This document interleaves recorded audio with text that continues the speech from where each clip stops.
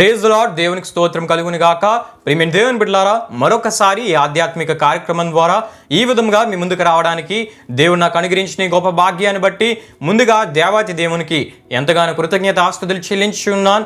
అదేవిధంగా ఈ ఆధ్యాత్మిక కార్యక్రమంలో వీక్షించున్న ఆత్మీయులకు మీ అందరికీ ప్రభువైన యేసుక్రీస్తు నామములో శుభాభివందనాలు తెలియపరుస్తూ ఉన్నాను. ప్రియమైన దేవుని బిడ్డలారా, గత వర్తమానంలో హర్ మెగిద్దోని యుద్ధము అనే అంశాన్ని మనం ధ్యానం చేసుకోవడం జరిగింది. ఈ హర్ మెగిద్దోని యుద్ధం అనే అంశంలో ఎన్నో విలువైన సత్యాలు మనం తెలుసుకోవడం జరిగింది.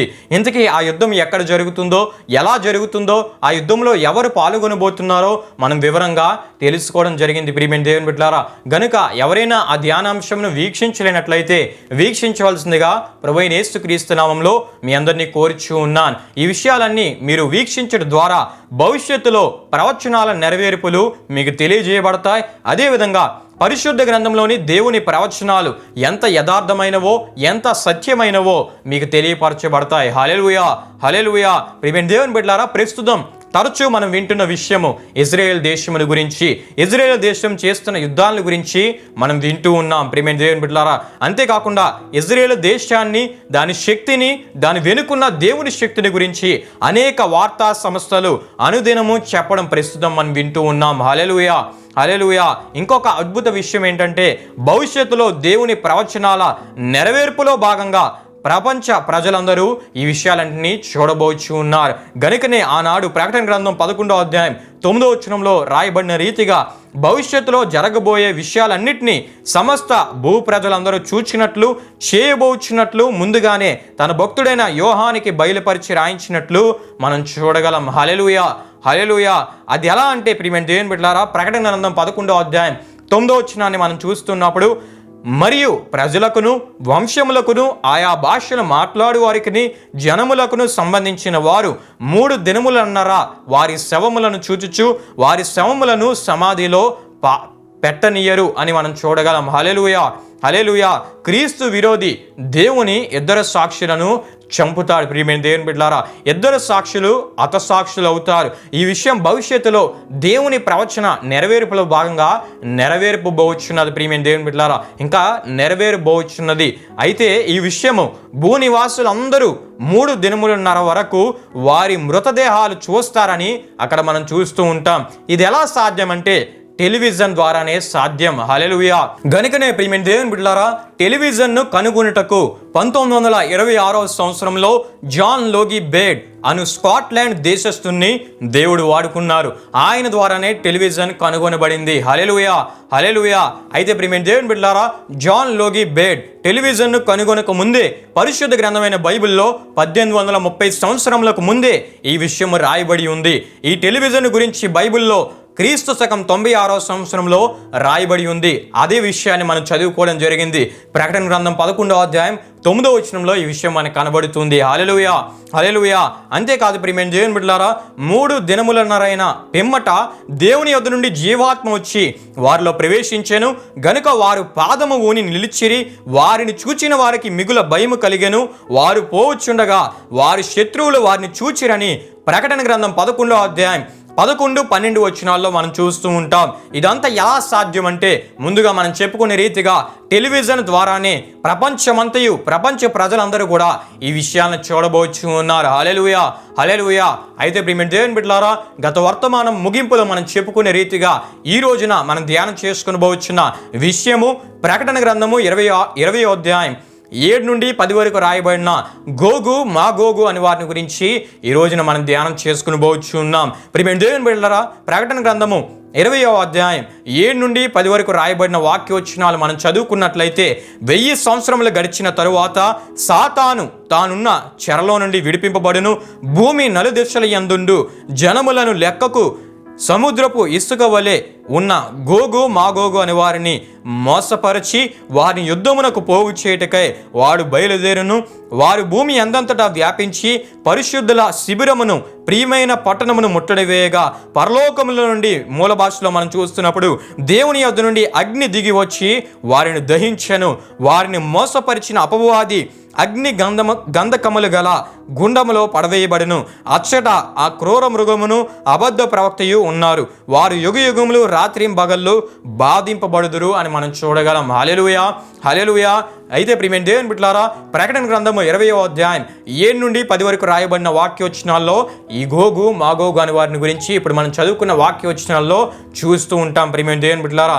అంతేకాదు వీరిని మోసపరిచి యుద్ధమునకు, అది కూడా దేవుని మీద యుద్ధము చేయటకై పోగు చేసిన అపవాదిని క్రూర మృగమును అబద్ధ ప్రవక్తను కూడా ఈ వచ్చిన భాగాల్లో మనం చూస్తూ ఉంటాం. అయితే ఇది ఎప్పుడు జరుగుతుందంటే, ఎప్పుడు ఈ పరిస్థితులన్నీ కలుగుతాయంటే ప్రియమైన దేవుని బిడ్డలారా, ఇది 1000 ఏండ్ల క్రీస్తు పరిపాలన తదుపరి గోగు మాగోగు అనే వారికి, సాతానికి, క్రూర మృగమునకు, అబద్ధ ప్రవక్తకి జరుగు చివరి తీర్పు. హల్లెలూయా, హల్లెలూయా.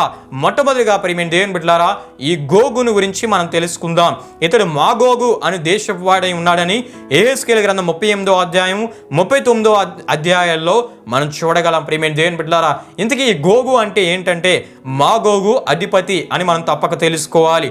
అయితే ఈ గోగు అనే అధిపతి రోషు, మేషేకు, తోబాలు అనే ప్రదేశములకు అధిపతి అని యెహెజ్కేలు గ్రంథం 38వ అధ్యాయం 2వ వచనంలో మనం చూస్తూ ఉంటాం.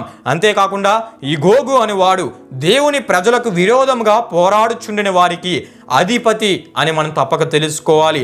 ఈ లోకాంతమున క్రీస్తు రాజ్యమును పాడు చేయుటకు యత్నము చేయవారిలో గోగు అనేవాడు ముఖ్యుడు అని ప్రకటన గ్రంథము 20వ అధ్యాయం 8 నుండి 15 వరకు రాయబడిన ఈ వాక్యవచనాల్లో మనం చూస్తూ ఉంటాం. ఈ వాక్యవచనాలు మీరు చదివినట్లయితే ఇంకా వివరముగా ఈ విషయాలు మీకు అర్థమవుతాయి. హల్లెలూయా, హల్లెలూయా. అయితే ప్రియమైన దేవుని బిడ్డలారా, ఇజ్రాయేల్ మీదకి దండెత్తి వచ్చే జనాలు ఇశ్రాయేలుకు ఉత్తరాన చాలా దూరాన ఉన్నాయని యెహెజ్కేలు గ్రంథం 38వ అధ్యాయం 6 నుండి 15 వరకు రాయబడిన వాక్యవచనాల్లో మనం చూస్తాం. అంతేకాకుండా యెహెజ్కేలు గ్రంథం 39వ అధ్యాయం 2వ వచనంలో కూడా మనం చూస్తూ ఉంటాం. అయితే ప్రియమైన దేవుని బిడ్డలారా, ఈ గోగు మాగోగు రెండు కూడా భూమి నలుదిక్కులో ఉన్న జనాలు అని అర్థమని ఉన్నది ప్రియమైన దేవుని బిడ్డలారా. అయితే వీరు 1000 ఏండ్ల పరిపాలన తదుపరి ఉన్న జనములై ఉన్నారు. వీరు ఎటువంటి వారంటే, వీరు తిరుగుబాటు, మొండిపట్టు, భ్రష్టత్వము గల జనములై ఉన్నారు. అయితే ప్రియమైన దేవుని బిడ్డలారా, ఈ గోగు మాగోగు అనేదే ప్రజలకు చివరి తీర్పై ఉన్నది ప్రియమైన దేవుని బిడ్డలారా. గమనించండి ప్రియమైన దేవుని బిడ్డలారా, మనం చదువుకున్న వాక్యోచనాల్లో మనం చూస్తూ ఉంటాం. భూమి నలుదిశల యందుండు జనములు లెక్కకు సముద్ర ఇసుక వలె ఉన్న గోగు మాగోగు అనువారు వీరు సాతాను మాటలకు మోసపోతారని అక్కడ మనం చదువుకోవడం జరిగింది.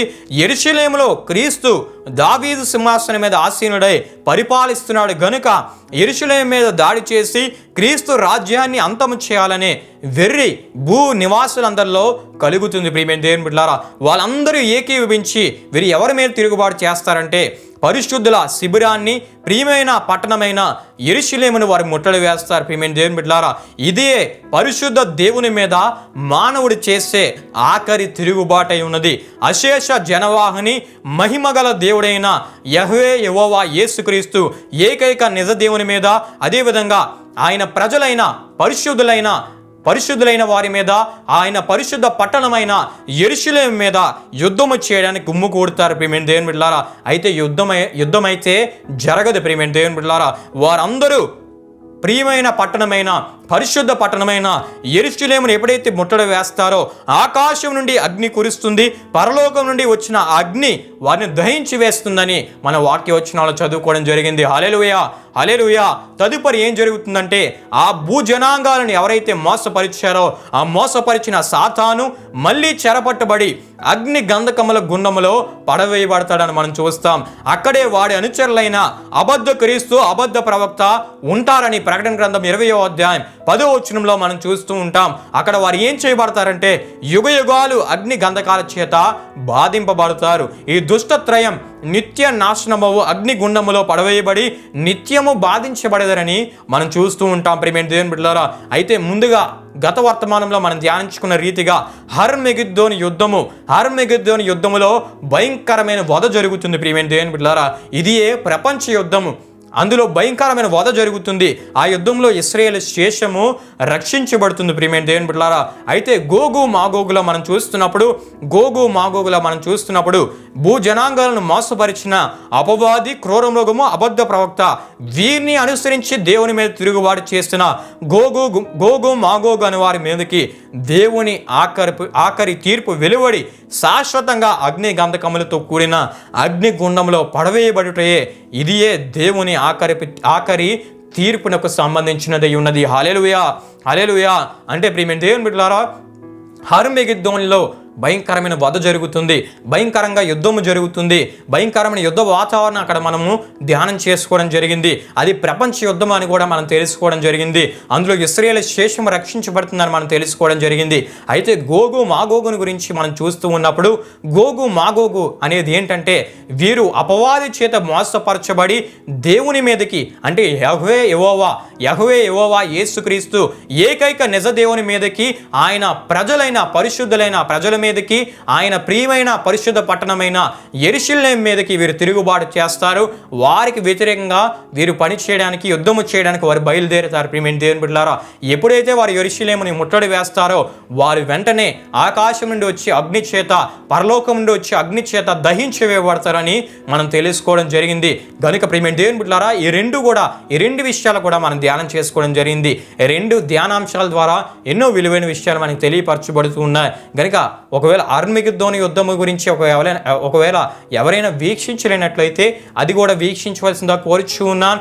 ఈ గోగు మాగోగుని గురించి కూడా మొదటి నుండి ముగింపు వరకు మీరు చూసినట్లయితే వివరముగా అన్ని విషయాలు మీకు తెలియపరచబడతాయి. ప్రియమైన దేవుని బిడ్డలారా, గనుక ఇవి వీక్షించడం ద్వారా బైబిల్లో దేవుని ప్రవచనాలను గురించిన విషయాలు మనము వివరంగా తెలుసుకోగలం. బైబిల్లో రాయబడిన మాటలు ఎంత యథార్థమైనవో, ఎంత సత్యమైనవో, అవి ఏ విధంగా నెరవేర్పు జరగబోతున్నాయో, దేవుడు ఏ విధంగా వాటిని నెరవేర్చబోతున్నాడో ఆ విషయాలన్నీ మనము తెలుసుకోగలం. ప్రియమైన దేవుని బిడ్డలారా, అయితే వచ్చే వారం ప్రియమైన దేవుని బిడ్డలారా, 10 కొమ్ములను 7 తలలను గల సముద్రంలో నుండి పైకి వచ్చుచున్న క్రూర మృగమును గురించి మనం తెలుసుకుందాం. ప్రియమైన దేవుని బిడ్డలారా, ఈ విషయాలన్నీ కూడా ఎన్నో సత్యాలు మనకి తెలియపరుస్తాయి, ఎంతగానో విశ్వాసంలో మనం బలపరుచుతాయి.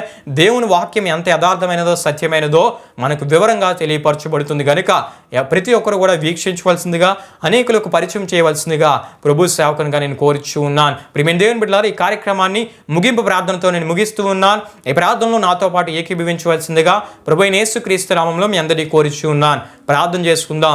మహిమా స్వరూపైన మా ప్రభువా, జీవాధిపతి అయిన యేసయ్య, నీ ఘనమైన నామమునకు మహిమ, ఘనత, ప్రభావములు చెల్లించున్నాం తండ్రి.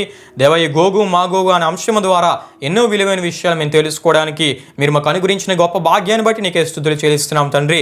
దేవా, పరిశుద్ధ గ్రంథమైన బైబిల్లో రాయబడిన ప్రతి ప్రవచనం ఏ విధంగా నెరవేర్పు జరగబోచున్నదో, భవిష్యత్తులో ఎటువంటి విషయాలు మేము చూడబోచున్నామో దేవా, ఈ విషయాలన్నిటి ద్వారా దేవ మేము తెలుసుకోవడానికి మీరు మాకు అనుగ్రహించిన ఈ గొప్ప భాగ్యాన్ని బట్టి నీకే స్తుతులు చెల్లిస్తున్నాం తండ్రి. ఇంకా అనేక ధ్యానాంశాలు దేవ మా ఛానల్ ద్వారా మేము పెడుతూ ఉన్నప్పుడు అనేకులు వీక్షించి అనేకులకు పరిచయం చేస్తూ అనేక విలువైన సత్యాలు వారు గ్రహించినట్లు నీ ఆత్మకార్యాన్ని మీరు జరిగించండి. వీక్షించిన ప్రతి ఒక్కరిని మీరు దీవించండి, ఆశీర్వదించండి. వారు వీక్షించి అనేకులకు పరిచయం చేస్తూ దేవా, ఈ పరిచయంలో దీవెనకరంగా వారు ఉండినట్లు మీరే సహాయం చేయమని వేడుకుంటున్నాం తండ్రి. దేవ, వచ్చే వారము మరి ఒక నూతన అంశాన్ని మేము ధ్యానం చేస్తున్నప్పుడు నీ ఆత్మ సహాయాన్ని మీరు మాకు అందించి నడిపించమని, ఈ కార్యక్రమాలన్నిటి ద్వారా మీరు మాత్రమే మహిమపరచబడమని యేసు పరిశుద్ధ నామములో అడిగి వేడుకుంటున్నాము తండ్రి. ఆమేన్. యేసు రక్తమే జయం, ప్రవేశ రక్తమే జయం, ప్రవేశ రక్తం సంపూర్ణమైనది, అపవాది క్రియలకు అనంత నాశనము కలుగునుగాక. ఆమేన్. ప్రభు మిమ్మల్ని నూరంతులుగా ఆశీర్వదించునుగాక. ఆమేన్.